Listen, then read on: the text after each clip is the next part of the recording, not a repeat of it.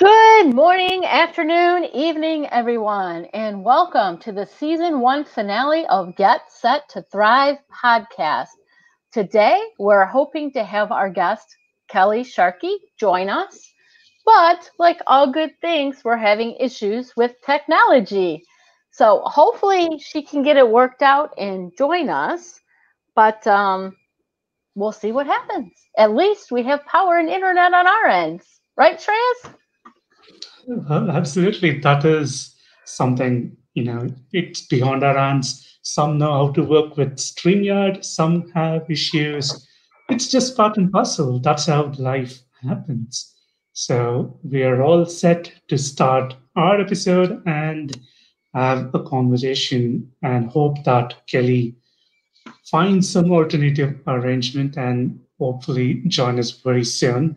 So until then, Michelle, what do you think is happening with this technology things? Sometimes we also have troubles. Fortunately, as you rightly said, we have internet and power to keep this going and running. So, what issues, if at all, have you faced before? Yes, I don't know. Sometimes it's new technology. People aren't used to it. Sometimes, like earlier, before we actually went live, I was having issues with my signal, and I had to actually shut down my signal and come back on, and now we're a lot clearer. So sometimes it's hit and miss. Sometimes I don't know. I'm a firm believer, that things happen for a reason. So I'm sure there's a great reason for this issue. It might be that we have such good stuff to give that somebody's trying to stop us. So we just have to persevere and fight through it. I know you mentioned in our discussion earlier that sometimes firewalls can prevent people from using certain programs or even the cameras on their computers. Uh, Trish, you're much more techie than I am. What kind of advice can you give to people having issues like this? Well, it was by accident that I found my antivirus blocks webcam access if I try to log in from an external link or start a meeting that I am not the host of. So that was by accident that I found that my Kaspersky antivirus does a really great job in preventing who um, gain unauthorized access. So what I really tend to do is kind of disable my webcam protection just before I hop into the meeting and then re-enable it so that there is no interference from my antivirus. Sometimes it's just the browsers are not updated, so there might be an issue when you log in, and well, the most common culprit is the internet signal. So unless you have some strong signal, or sometimes I've tried sitting right under my router and I don't get the signal. So it's just strange that it can really happen. And it has happened because work from home is getting along. Each and every household has at least two or three systems simultaneously running on Wi-Fi. So that is one of the most common culprit. Otherwise, if you're too worried about protection, such as myself, who use Kaspersky or any other sophisticated antivirus, I think that might be one of the major issues. It's always better to just have a look, get it set. Because we did try to arrive about 20 minutes earlier. Um, I had no issues. Of course, Michelle, you had issues with the signal. And I don't know what Kelly is facing because even Rob had the same issue last week. But as things move along, let us just hope Kelly is able to join us. Otherwise, we'll just have a great discussion so that the audience who are listening and tuning in across platforms get some takeaways for making the week productive. Yeah, it's funny that you mentioned about the Wi-Fi. Actually, that our Wi-Fi is now we're having such issues with our Wi-Fi that I'm actually on cellular. I actually made sure and purchased cellular for my laptop so that I would always have internet access. And even then, you still have problems. And if you're having issues with your Wi-Fi in your house, another thing to check is how many devices are accessing the Wi-Fi. If you don't have a strong enough bandwidth, you might need to kick some kids off of games or movies to be able to do what you need to do. But Kelly's still having some issues. I'm going to send her a little message.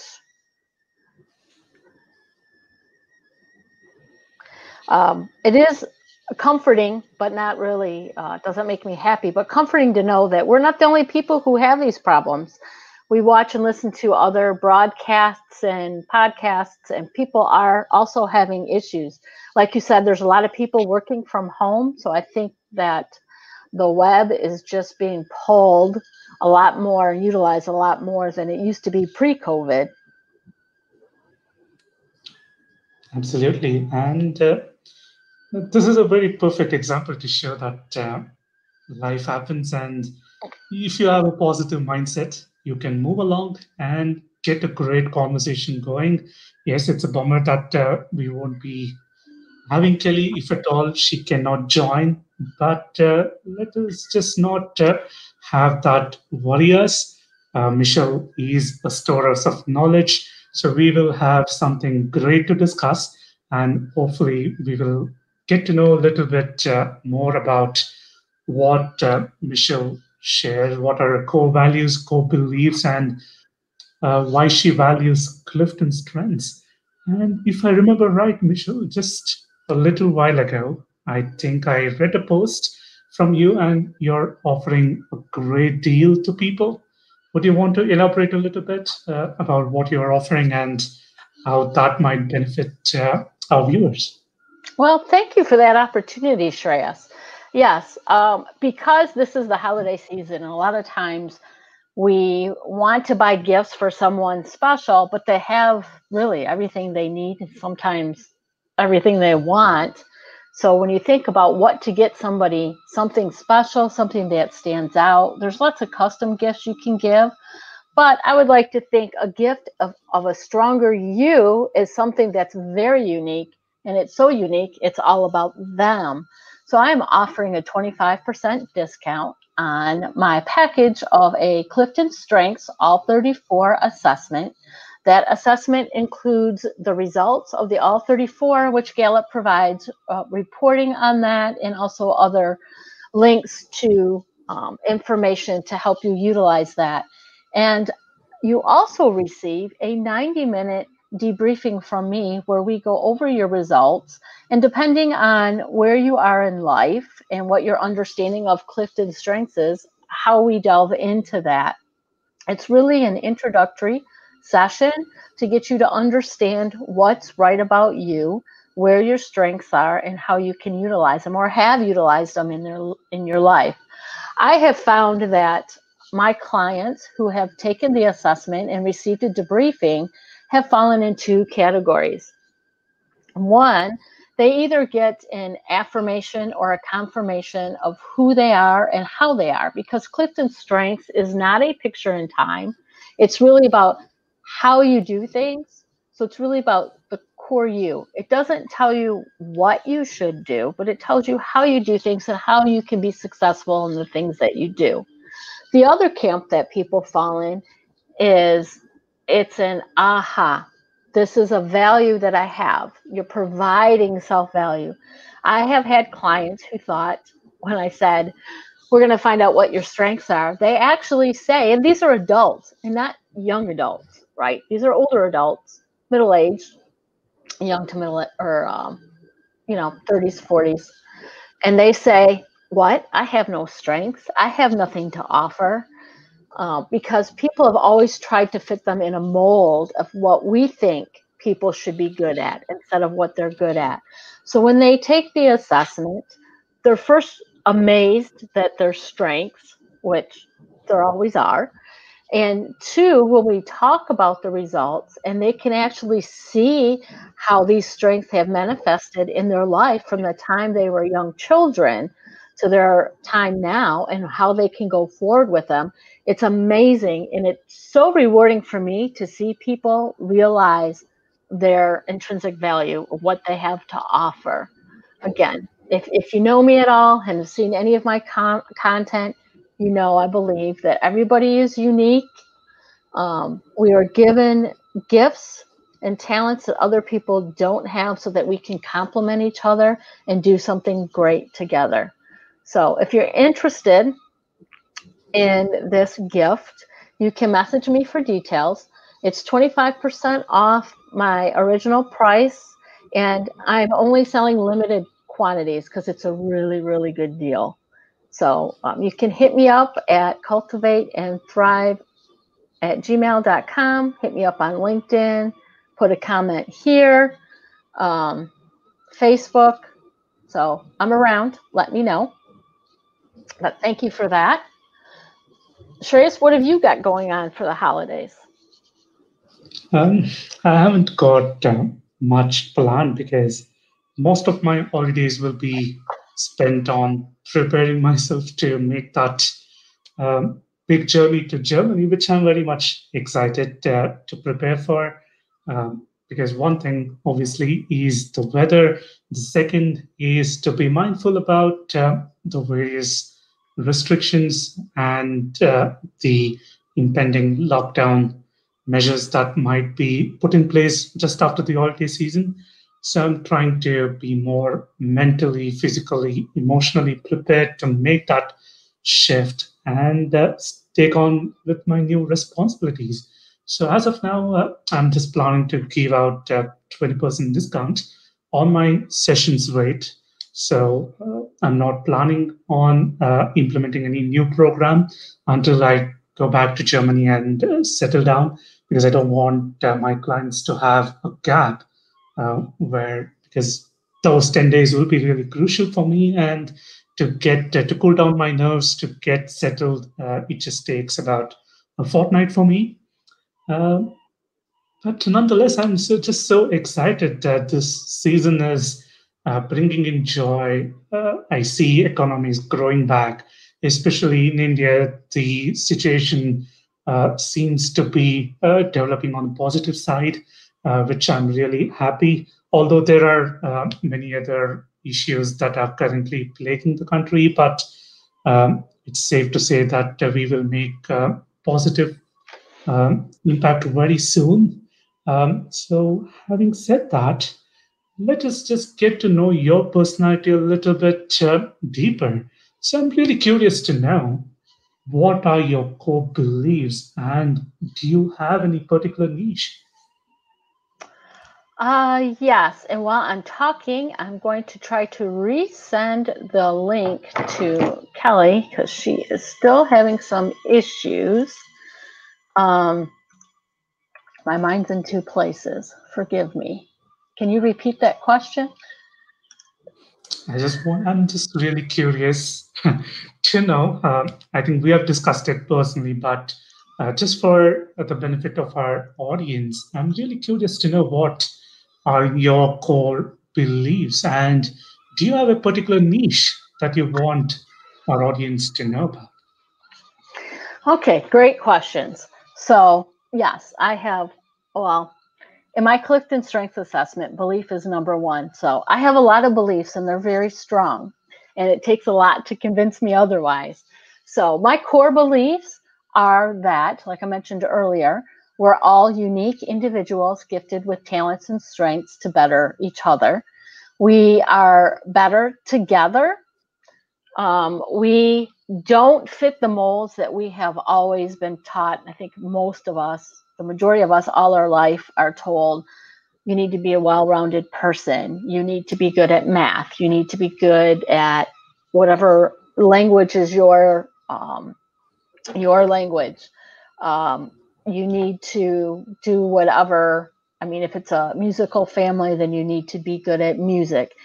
Our parents definitely tell us what we need to be good at, and then society also will tell us what we need to be good at. We need to fit in little boxes, right? Everybody needs to go to college. Well, that's not true. We're all unique. We have unique talents. We have a unique style of how we use our talents to learn, to do things. Once we can grasp that,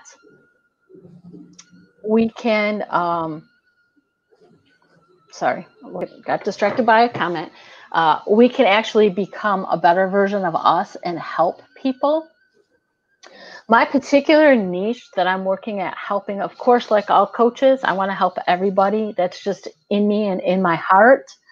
But particularly, I really connect with and can speak to women who are maybe late 20s to middle age, maybe a little bit older, who are feeling stuck, unfulfilled, unappreciated, don't know where they're going in life. There's something that I went through in my life that I just felt like, you know, who am I? What am I supposed to be doing? So I really want to help people with that.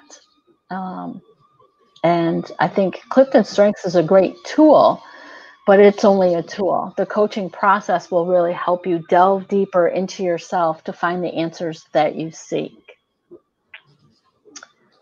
Absolutely. We have a question from Mr. Andrew Lopez. How are you both fully expressing yourself to your clients? That is an interesting question. I believe that trusting in my coaching skills and allowing myself to bring all these skills into my coaching practice, and at the same time allowing myself to acknowledge the little bit hint of nerves that I feel every time I work with a new client. It's just totally normal to feel so.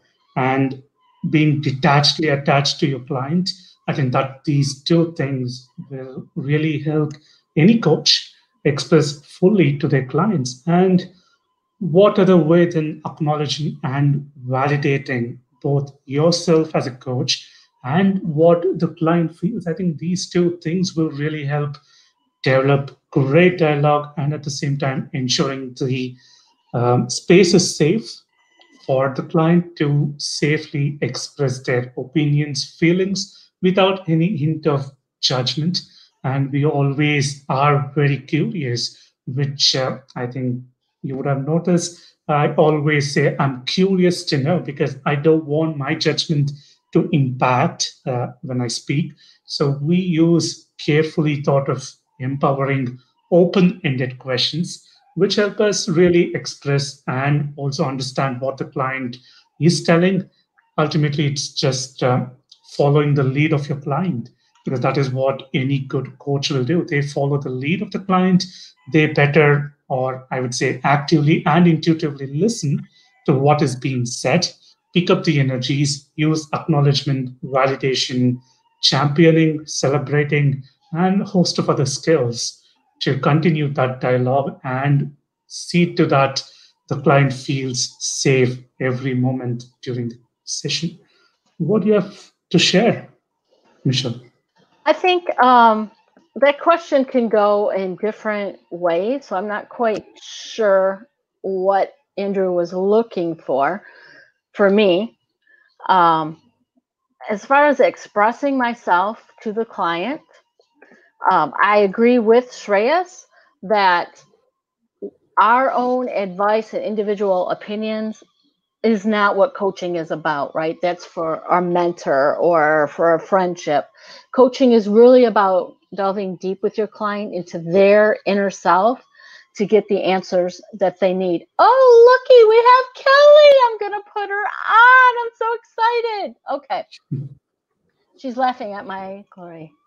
Welcome. I made it. Thank you. Yay. Finally. Oh my gosh. Finally. Well, it's great that you can be here. We're so happy to have you. It's obviously going to be worth the wait, right? To have you here, because all good things are worth the wait. So we thank everyone for hanging with us. And tell us a little bit to start. I'm going to jump right in. Who is Kelly Sharkey? So Kelly Sharkey is a very, like Rob likes to put it, very down to earth. You know, I'm one that can put on a fancy dress and get dolled up and go to you know, a nice ball. And I'm also one that can go out camping and not shower for several days and doesn't mind getting down and dirty. I am very athletic. I have a big heart. I love helping people. I love animals. I love music and reading. I'm always, ever since I was a little girl, I always had a book in my hand. My family gives me, I mean, they've got so many stories to tell of me. You were always reading, you know. We'd be driving in the car and, oh, did you see that? No, I didn't see it, because I had a book in my face. I was constantly reading. I love to learn and be entertained. I have a wonderful family that we've always put family first. On my mother's side, we've got a huge family, lots of cousins and aunts and uncles, and we have reunions and gatherings, and we're very close. We're very, very family oriented. And luckily, Rob and I, with the careers that we've had, we've been able to spend a lot of time with our kids because we've been our own boss through a lot of our careers. And so that has been just a huge blessing, huge blessing. So I have an older brother. I have two younger brothers. Born and raised in Washington State, basically lived in Arizona for a few years, about 7 years, and got a little bit too much sun and decided to move back to the Pacific Northwest. Which I love. I love the green, and there's so much to do here, and always been a big skier, and there's lots of that to do here. So yeah, that basically sums me up. Awesome. Thank you very much, Kelly, for joining us, and very glad that you made it finally. So I'm curious to know, what does coaching mean to you, and how did you get into coaching?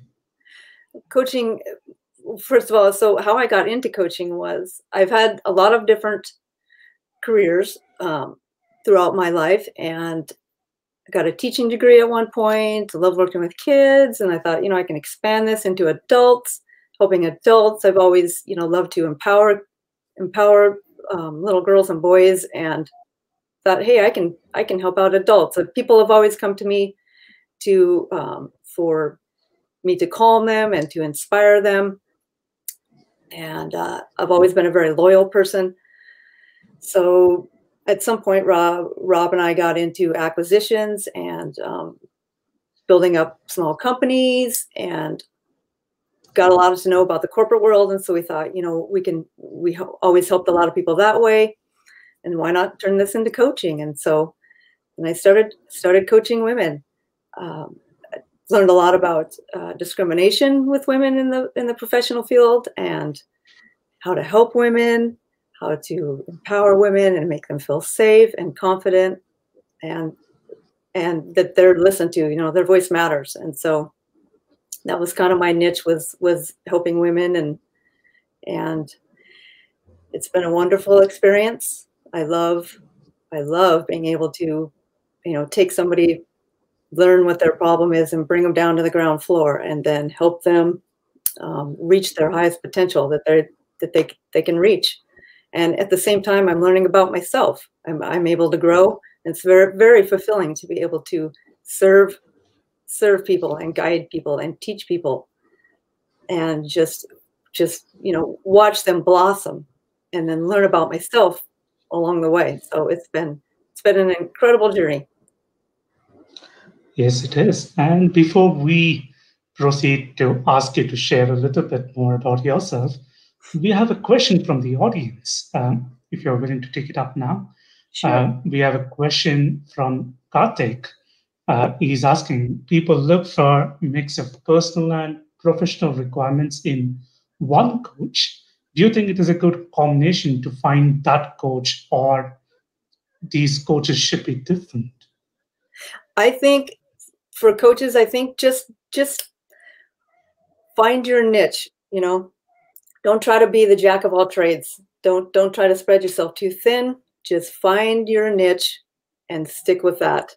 I think the problem is a lot of coaches think, well, I've been in the corporate world, I can help with that. And I've, been in lots of relationships or whatever, and I can help with that. And, it can just go on and on. But I think that's just try to find one, maybe two avenues, and just really focus on those, and be the best you can coaching somebody in that category. Yeah. So from what I Yeah, good, Michelle. Sorry, Chris. Yeah, I'd like to add to that too. I think Kelly's absolutely correct, because even though coaches are generalists, if they're coaching in a certain area, they have to have knowledge how to help in that area. And really, I think business, if you're talking about a business coach, that's very different than someone, if you're looking for someone to help you in your professional career. A business coach is really a specific niche that you need to look at. They have to have knowledge of how business works to coach you in that. That's my belief, although coaches can generally help you through almost any situation, but you do want to make sure you find someone who's qualified to coach in certain specific areas.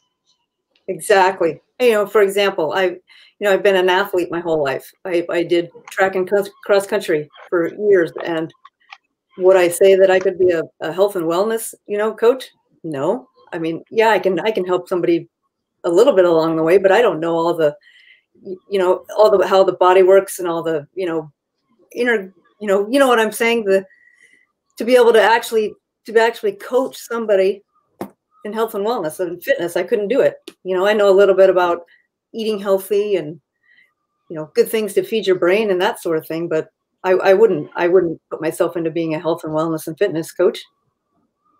So again, just find something that you're really good at, whether you're going to study that, whether you go to school or however you do it, but just try to pick one niche and just go with that. And they're saying today, niches in like the marketing field is really up and coming, and another one, small business, because of with COVID, that so many people are wanting to start their own, business. They're thinking out of the box, and so that is a really popular coaching industry that's coming up.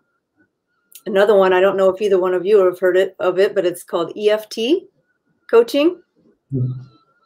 That's another one I haven't really read much about it, but it's supposedly another one that's people are starting to dive into. So there's definitely a lot of possibilities out there right now for people.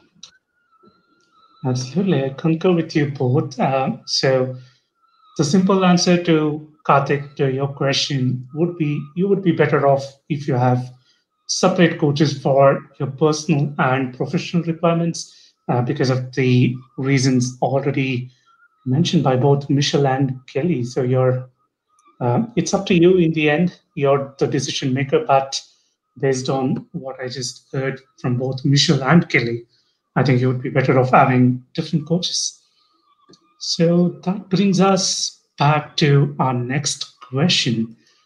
What are your recommendations to new coaches, and how should one select a coach?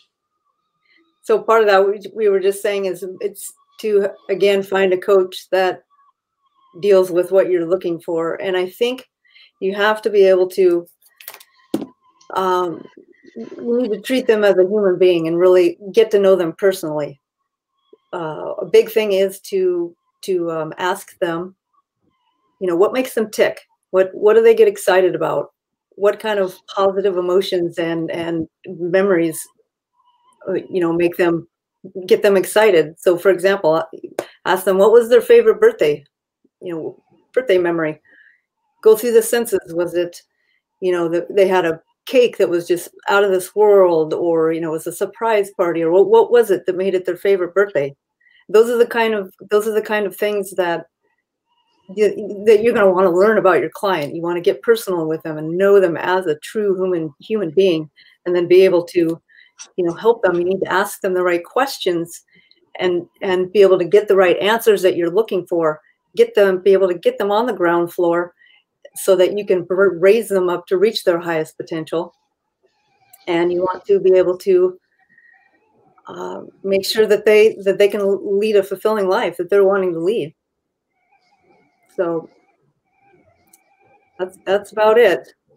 Make sure just be a good listener too, and don't be afraid to let them give time for reflection. You ask them a question, let them be able to reflect, take their time to answer, be a good listener. There's solace in silence. Just because there's silence, that doesn't mean, oh my gosh, this conversation is awkward, or it's, just be in the moment and let them be themselves, and you help them out, and it'll all be good. Yeah, I agree. I think listening is a really important skill that a coach needs to have, right? If we're doing all the talking, how can we possibly know what our clients need? Because besides the fact we're not there to advise them on anything, right? Right. And being a good listener, you've got the body language. It's and you can tell, I can tell right off the bat if somebody's not interested in what I have to say. And I always try to give my full attention to somebody when I'm talking to them and listening to them. So body language is a big thing to watch out for. Awesome. We have another question. Yes. So Judith asks, what makes you tick? What makes me tick? Well, one thing that makes me tick is, again, just helping people. That's my main thing, is helping people, seeing them being happy, making them smile, making them love life. Animals and nature makes me tick. My family makes me tick. I love being entertained, somebody making me laugh, watching a good actor, or, somebody dancing that's phenomenal, or watching someone do an amazing feat. That just blows my mind. I just love learning about people that have crazy talents. And I wish, man, I could be like that.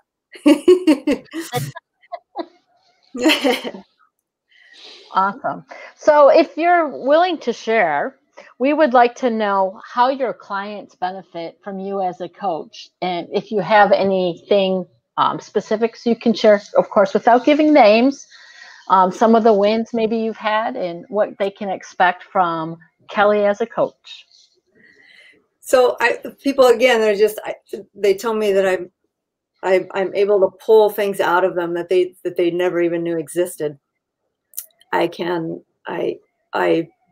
able to see things. I'm very good at reading people. I've always been very interested in a huge people watcher. And so I'm very interested in how the brain works. And so I'm just very in tune with people, and I can guess what they're thinking. I can kind of guess what things are going to happen before they happen. So I'm very in tune with a lot of people, and I'm just very able to help them with their problems. And so what was the second part of that question? If you can give examples of maybe what you've helped people work through. Yeah, so kind of some examples, with not going into too much detail, but I've helped people with marriage issues. I've helped women with trying to start their own career and just going through the struggles with that. I've helped women with parenting, how to battle, having a full-time job and raising their kids, and supporting their husband, and you name it, just how to deal with all those different kinds of situations. So is there a specific niche that you look for when you're looking for clients and marketing to clients, or is it just mainly women in general? It's just mainly women in general. I've helped a few men, but it's mostly women. Okay. Just with my upbringing, that I've found that, women, it's definitely an area that needs a lot of help. So that's what I dove into. So when you mentioned helping women start a career, is that young women who are just starting out in the world, maybe women who've stayed home with their family and then are looking for a career later in life? Or is it somebody looking for a career switch? Or has it been a variety for you? All of the above. Awesome. All of the above. I've had so many people ask me, how do you do it? How do you and Rob work together? How have you worked together for so long? You know, this next year we'll be going on 22 years of marriage, and it's, you know, they're like, I could never do it with my husband. We'd be together for, 2 months, and I'd want to be pulling out all my hair, and but we've been able to make it work. I know a lot of coaches have had a coach throughout their lives, and what's great about Rob and I is he's my coach and I'm his coach.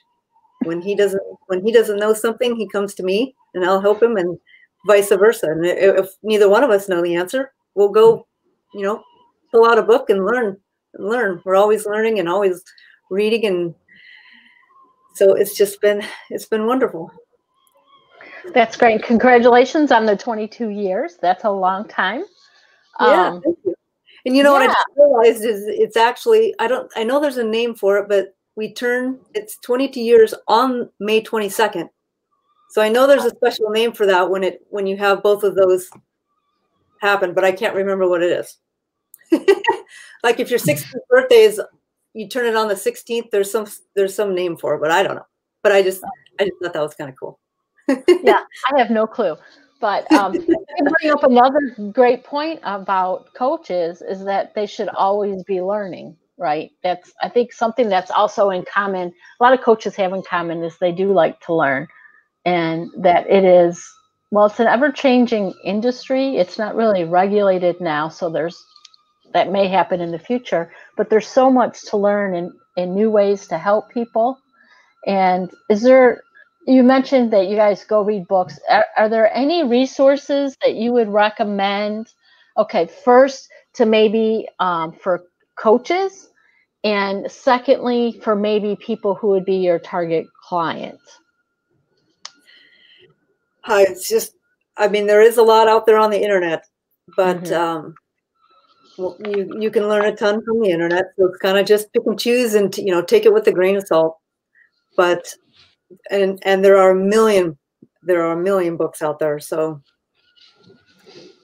and of course take a class. If they want to take a class, that would be helpful as well. But there is a lot out there. Yeah, so you just kind of have to decide, and you're not necessarily going to agree with everything you read either. So you kind of just fine tune it to what works for you and go from there. Can I ask you guys a question? Yeah, absolutely. Then Michelle, what satisfies you as being a coach? I'm sorry, I lost the first part. What, for you being a coach, what is satisfying to you? Oh, absolutely. Helping someone to get to whatever their destination is, whether it's resolving a problem, finding out who they are. The biggest reward that I get from someone is when I work with someone who feels they have no value, and helping them find that value is so rewarding for me. I believe that every person needs to be valued, and that if we all put more value on the human life, the world would be a much better place. And how about you, Shreyas? I just have to concur with what you said. So seeing my clients make that positive shift and coming to each session with an intention to progress, I think that is what keeps me motivated. And since I cater to frustrated and pull down mid-level management executives, so seeing them, have a beautiful work and at the same time having a balance between the life and taking care of themselves, I think that is the biggest reward that I can ever get. And that feeling is really great as a coach when they come back to you and say that they've been able to make a tiny progress, but nonetheless it is progress, and seeing that shine in their eyes and them looking forward to more of those sessions. That is the best gift as a coach. Yeah. Great. So this is season 1 finale. So we would like to end it with a bang. And what better opportunity to talk about Co-Mentors Association. Yeah. It's a great entity helping coaches have mentors, because you rightly said coaches do need coaches, and it's the path of continuous learning. So, what can you share about Co-Mentors Association?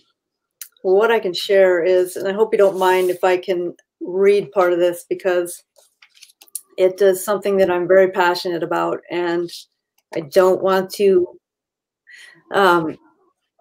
lose my train of thought and get all jumbled up here. So this is what I wrote down last night.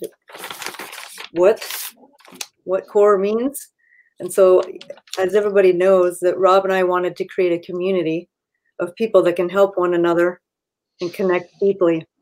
So these people are mentors and coaches specifically.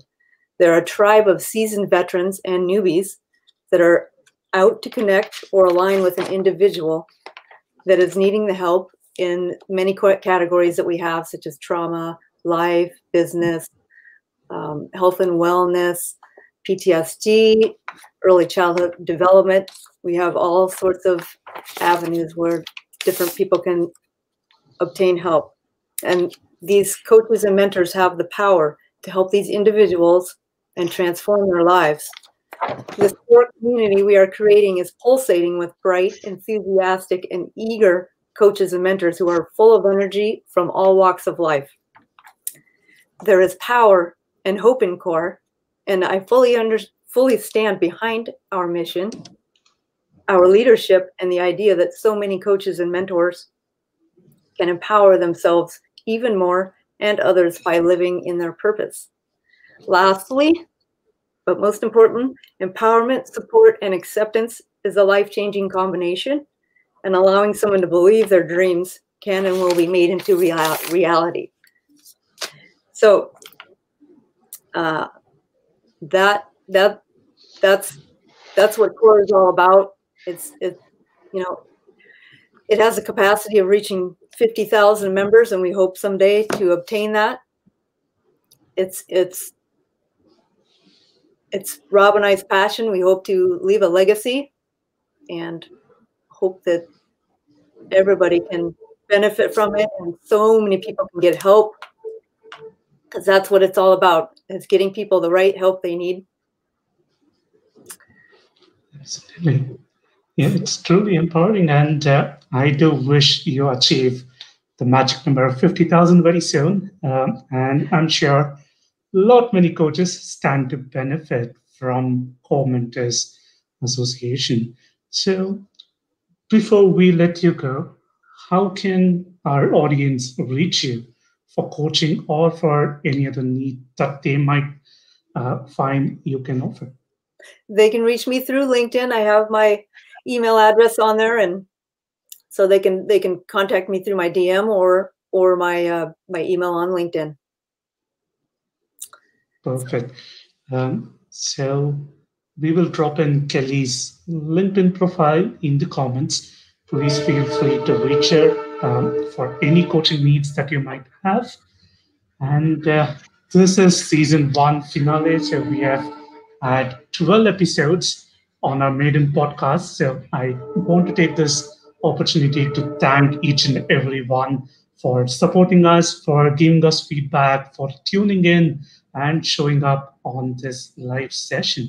So, Michele, what stands ahead for Get Set to Thrive podcast? What about season 2? For season 2, we are bringing on more guests.